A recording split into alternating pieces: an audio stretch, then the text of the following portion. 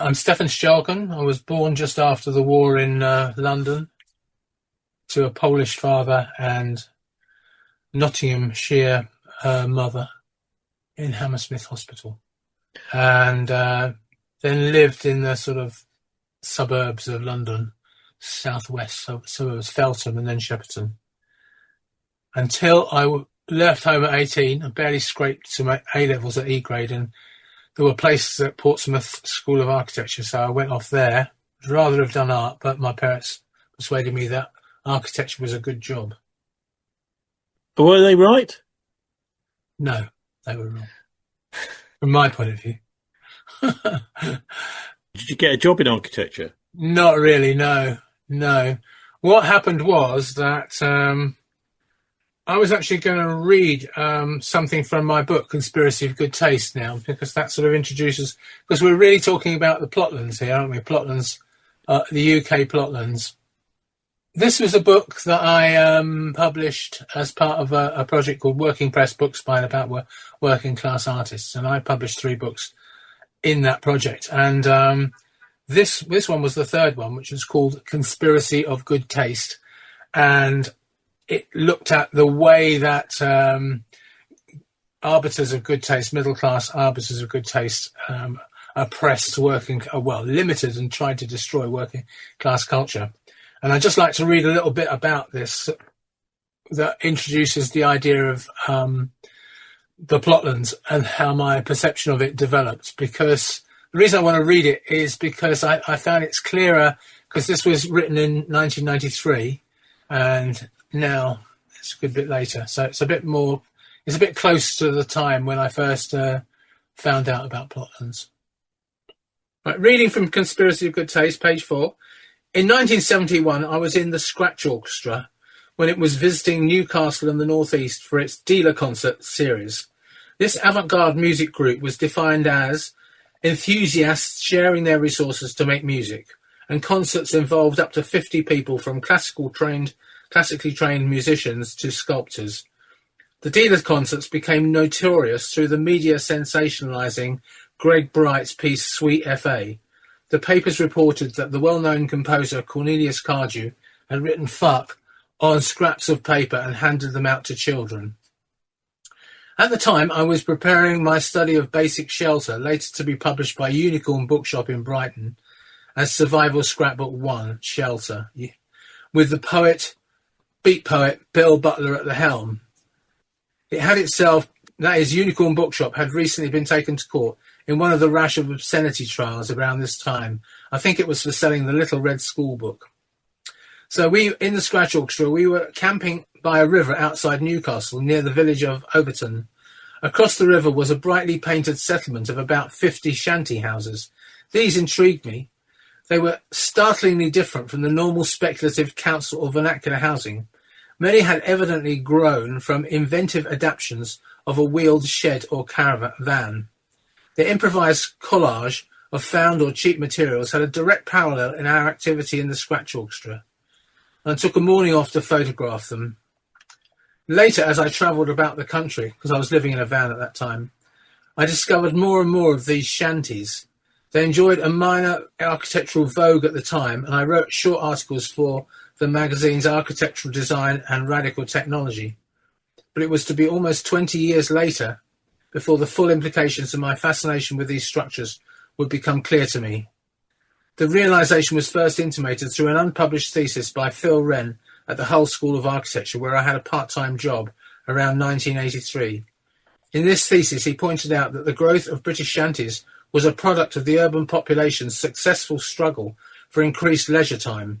So the shanties were specifically a product of proletarian culture. Now I go on further in the book, Conspiracy of Good Taste, to discuss Clough Williams Ellis, who was a town planner and is famous for creating the village that the Prisoner was filmed in. And his autobiography was Architect Errant. Yeah, that's it. Yeah, that's the guy. Anyway, he was a key figure in disparaging and campaigning against the Plotlands as they developed, because they started off in about 1920s. and went into the 30s, and they were considered to be what I saw as this amazing working class creativity and do-it-yourself culture was seen by him as a kind of blot on the landscape that should be erased. Okay, well, look, Stefan, can you just explain what gave birth, the sort of social conditions that gave birth to the Plotlands and what they were? Well, I just pointed at that from when I was reading, but it was that people had struggled for getting some leisure. So rather than they got down to 10 or 8 hour days. They had weekends. They had bank holidays. They had all this was struggled for, and a week's holiday in the summer. So all this was struggled for, and it allowed the leisure allowed people to do something other than their job, basically. So when plots became available cheap to rent or buy very, very cheaply, because they were often floodplains or something like that, or cheap land, these people bought them and used the newly found railways, sometimes even their bikes, to go down and build shelters on these places. First of all, for their holidays and for weekend places, but all then gradually to live in and kind of drop out, really, was a kind of early form of gradually dropping out. And these places, now we've realised there are 200 of these sites, at least 200 of these sites that a geographer has identified. And so it was a big movement. What years are we talking about here? And also, I think it's also worth mentioning the price of land going up and down as it was between the war. Yeah, good point. Yeah, the price of land had at that time kind of after the First World War, and there were certain sort of conditions in which a lot of landowners had been killed or their sons had been killed, and there was also I go into it mention it in my book Plotlands of Shepperton, but I'm not going to try and quote from that now because I'd be flicking pages for ages. But basically, yeah, the conditions were right for land being sold off at that time. I've seen other movements to try and do this kind of thing before that. The Chartists did a similar thing, didn't they? Where they had a lottery where you could get you could get enough land to build your house on. And actually, I think that they would build a house for you. I'm not even sure. But this has been a sort of movement over history, really, particularly since urbanisation in Britain in the Industrial Revolution. And the idea here is that you buy a bit of cheap agricultural land, a field or whatever, that's maybe got a bit of access to it, and divide that up into plots. I mean, essentially, that's what these people like Persimmon Homes are doing now, But obviously, most people can't do that now because of the Town and Country Planning Act. But there was a period where people were just putting two and two together. This land is quite cheap. All that people need is sort of an eighth of an acre, possibly less than that, and they can build a kind of dacha or something, a place to go in the winter. But also, of course, they could build a family home there, and then suddenly they're not landless. They're not beholden to the capitalist overlords anymore. Well, this is it. Yeah, I mean, it was from the 20s and 30s. It grew as an alternative to what was then, but the 1947 Planning Act kind of brought it to a close, really, and all that campaigning by people like Clough Williams-Ellis had the result of having that 1947 Planning Act was very much used to close down plotland development. But yeah, plotlands can be separated from the kind of back to the land movements previously to that. In that, I mean, it was, I don't know, less organised, maybe more people individually buying plots, and landowners selling or renting off smaller than you were saying, really quite small, big enough just for the house and a garden, plots of land by rivers, by the sea, anywhere that cheap land was and that they could get rid of, because they wanted to get rid of and get some money for. Yeah, I think it's interesting to see this Town and Country Planning Act after World War II in this context of really, you could even say hundreds of years of attempts by people to get a bit of land back after the enclosures. This idea that you're going to be a landless person, you've got to go around to the capitalists begging for a job. They decided, no, we want out of that. A little bit like any kind of counterculture that there's been in this country for the last 50 years.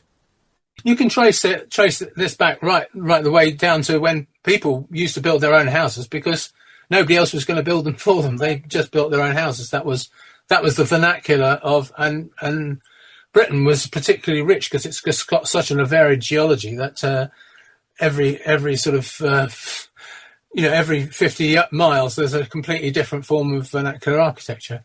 So there is a connection right back to that, and it's more like the industrial working class finding out, because of the use of the railways, that they could get out of the cities and build places for themselves. Yeah, again. So it was a reconnection with that kind of original thing that's all over the world. People just, it's natural, as it were, not.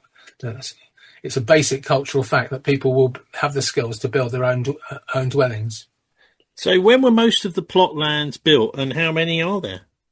Well, like I said, it was between the 20s and 30s that they were particularly active, and they gradually accrued services. The good thing about the Plotlands is not only is it improvised, but it grows with the family or whatever, or it grows with resources. So somebody might start off in Shepperton. I've got records of them starting off with tents and then gradually getting a shed and getting, and then they get a standpipe they can use, and the sheds get extra bedrooms. But it's a form of housing that can grow with a family or grow with people as they have extra bits of money. They kind of add another room on or redo the roof or something like that. I mean, Britain seems to be, I don't know how unique it is, but it seems to be that there's really no, apart from the super mega rich, nobody builds their own home here. Nobody designs their own home. You just have to take what you're given here. Well, there is I don't want to contradict you particularly, but there is a self-build movement. But what's happened to that is that it's very much within the mortgage houses type frame, since 1947.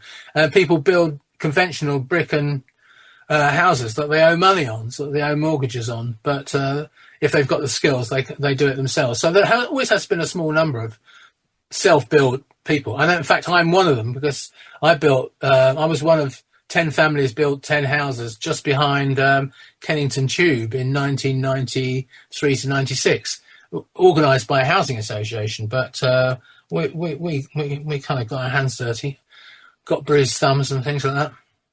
You very much an exception, Stefan. I wonder, what the country could look like if there was a little bit more of an opening up, because we've got right now a horrific housing crisis with people paying multiple amounts of times in either mortgage repayments or rent in what it would actually cost to build a place, especially if they're there for a lifetime. Well, this is the insanity of the situation we're in. I mean, working class people have got the skills to build housing. They've got the skills, they've got the energy, and they've got the spare time. And often they've got a bit of money as well. And it's not happening, because of what? Like you said, land values being insane. There not being the legislative or framework for that to happen. And I've come across several situations where somebody has bought their own land, built their own place. There's been planning enforcement, and then suddenly you get into a massive battle. The bulldozers come along and the place is demolished. I mean, it just seems very strange. Obviously, you've got to have some controls about who builds what where. But, I mean, we've now got massive warehouses going up in the middle of the countryside. Incinerator, there's one between Bristol and Gloucester on the M5, right in the middle of the fields, so clearly the super rich are getting planning permission for whatever they want. But if you want to build a little shack on your bit of land that you've bought, it seems impossible. Well, that's why I think it's very important that more people know about the Plotlands, because the Plotlands has a recognised history. A lot of the Plotlands have survived, and I've documented with photography. I've documented ones in Shepperton and the ones in the Gower, and there is documentation of the ones on the East Coast as well, and near Bewdley. People need to know that that's a kind of feature of our cultural feature. It's a bit of cultural history that we can learn from and build from, and actually claim as something that isn't this despicable kind of messy form, but something really great that was achieved. Can you take us through the actual look and design of a layout of a typical Plotlands house? Typical. If there is a typical one, often they used to have some kind of it must have been like chalets that possibly colonial chalets, like 2 bedrooms with a lean-to kitchen on the back would have been the basic form, and a veranda. And then the first thing that happened was the veranda was filled in, either with windows or filled in completely, just with a few windows.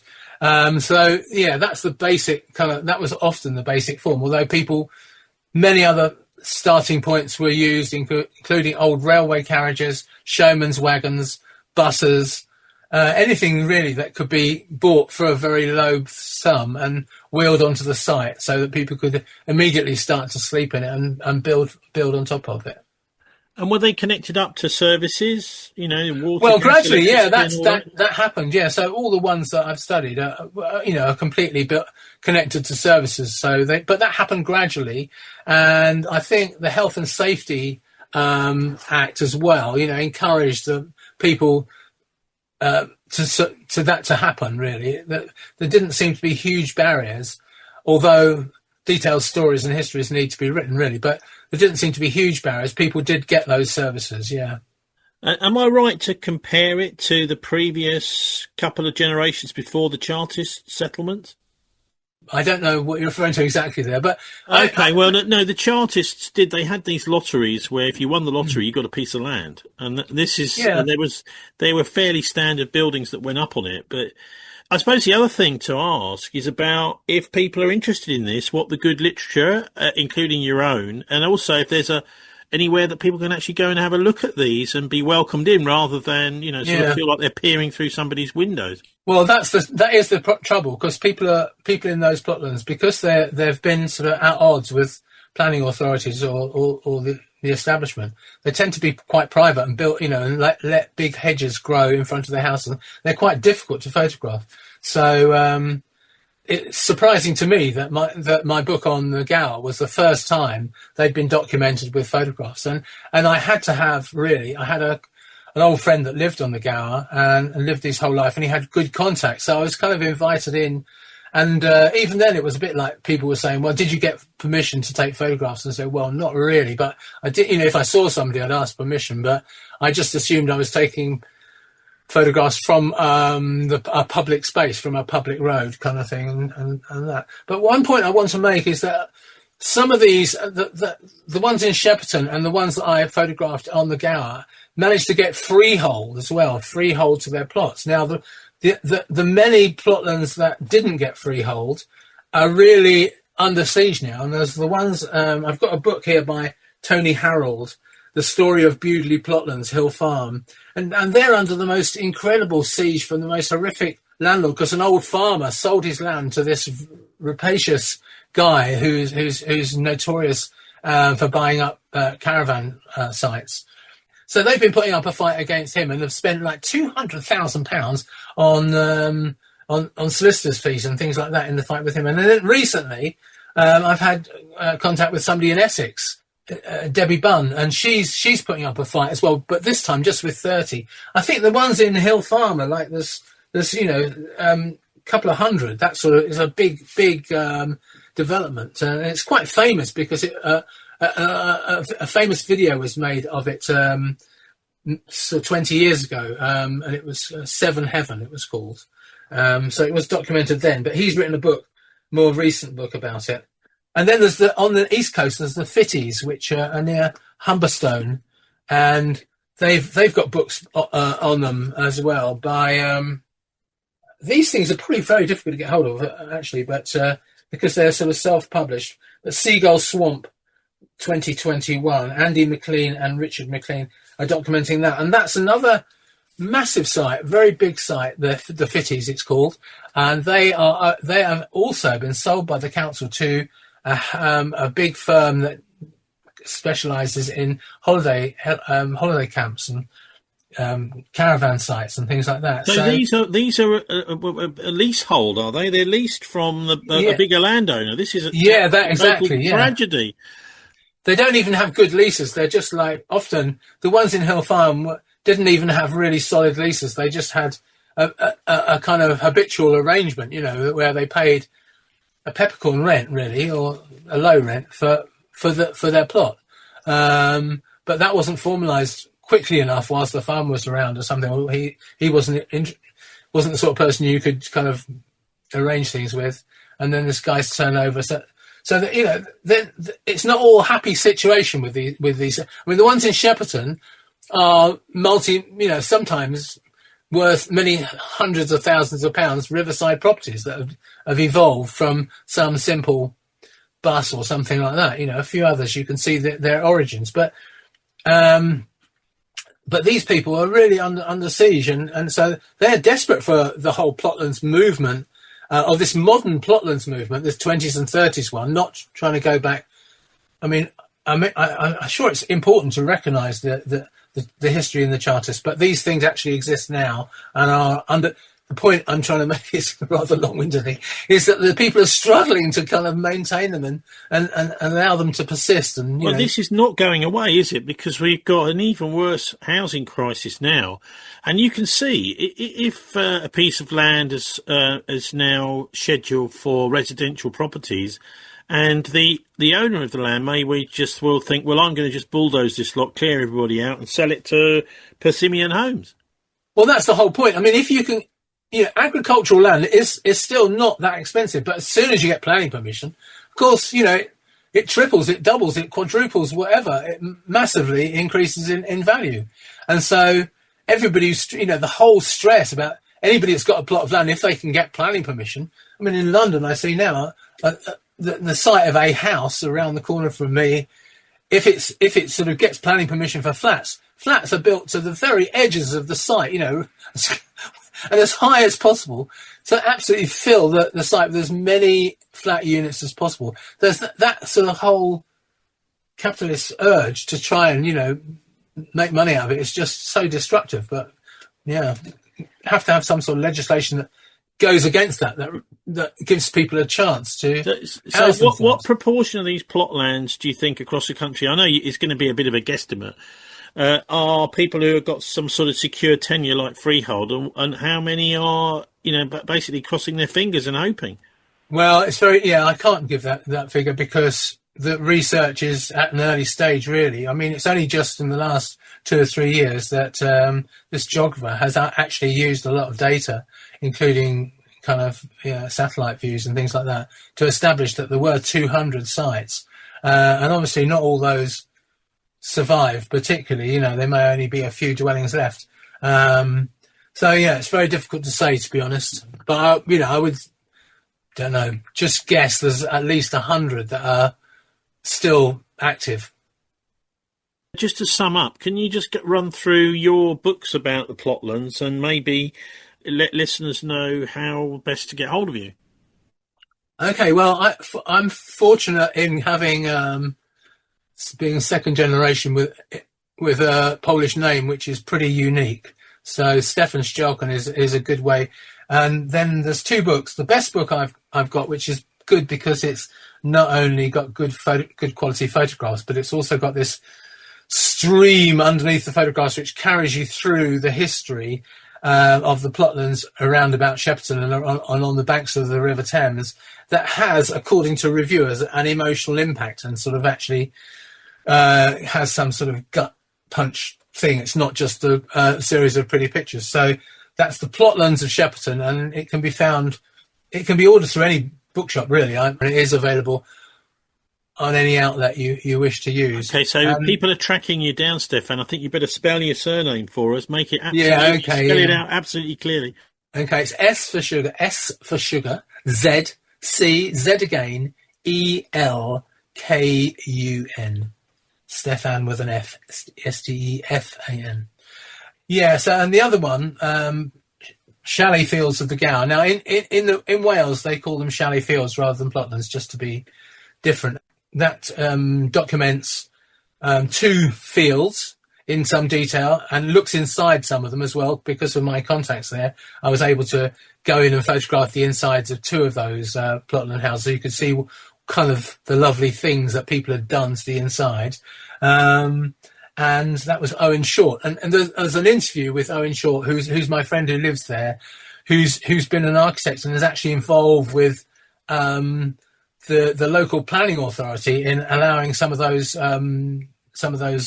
plotland houses to evolve and adapt to changing conditions and still get planning permission and so on. So the Swansea Planning Authority has been fairly, and same with Shepperton as well, they've been fairly